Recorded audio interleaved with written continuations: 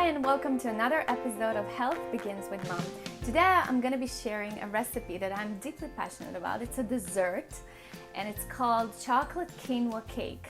And it's a huge hit in my family. My kids absolutely love it. My husband loves it. My clients adore it. And I'm very excited to share it with all of you. So for this recipe, you will need 2 cups of cooked quinoa. And the way you cook quinoa is very simple. You just need 2 cups of raw quinoa seed, and you're gonna put it into a saucepan with 2 and maybe 2.5 cups of pure filtered water, and you're gonna let it cook for about 12 minutes. And this is the cake base. The other part of the recipe is dividing it into wet and dry ingredients. So the quinoa will be incorporated into the wet ingredients, which we're going to be blending inside a blender, and the other part we will mix inside a bowl. So let's start with the wet ingredients. What you'll need is the 2 cups of the cooked quinoa. You're going to put it into the blender, and when I mean 2 cups, I mean the entire content of the saucepan.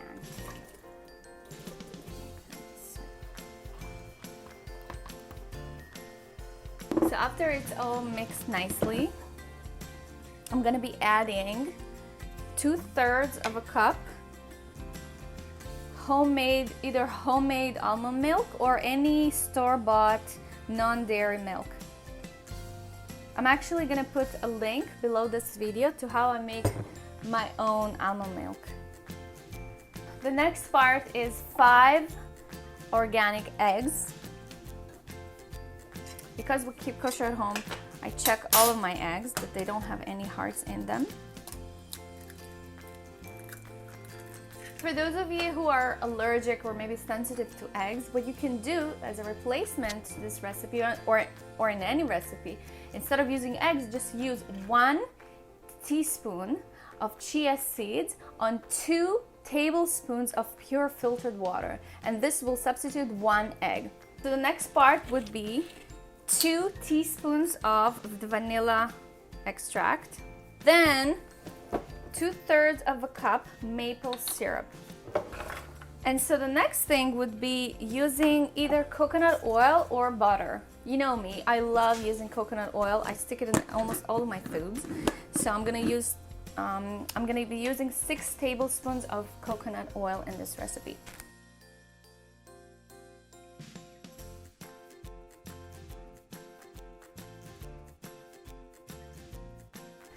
Okay, so the wet ingredients are blended nicely together, and I just wanted to add one thing about blenders. Some of you might not have high efficiency blender like I have here. This is a Vitamix. It's pretty strong. If you don't have a high efficiency blender, what you should do is incorporate all the ingredients first and put the quinoa last. Because what happens, the quinoa when it starts blending, it really stucks the blade. Sometimes even the Vitamix really struggles with this. So I would add the cooked quinoa last. So this is a little tip.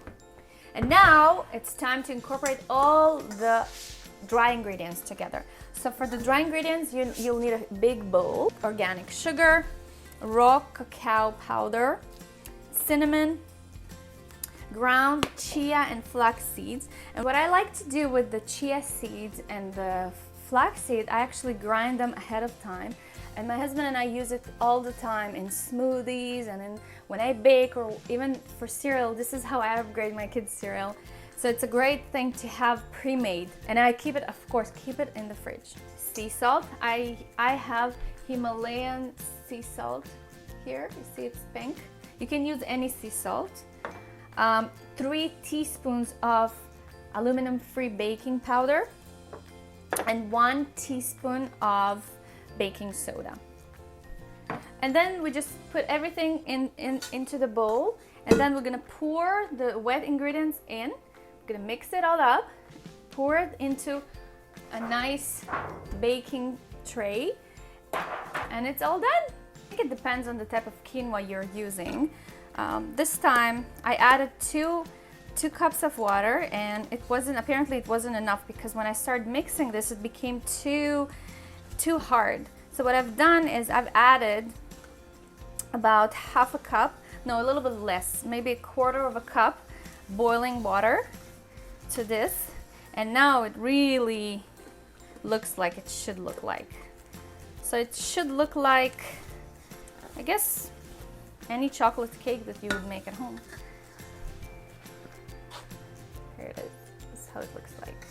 And in terms of consistency, I guess this is how I can show it to you. This is how it should be. Okay, so now we're ready to transfer it into the baking tray. So what I'm gonna do, I'm using grapeseed oil. And I like using grapeseed oil because it's very stable in high temperatures. What you're gonna do is just spread a little bit of the oil and oil the baking dish. So now we're ready to pour everything into the dish.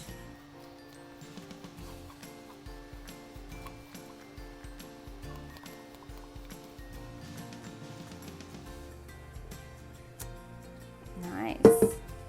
And then I'm just gonna flatten it a little bit so it bakes evenly.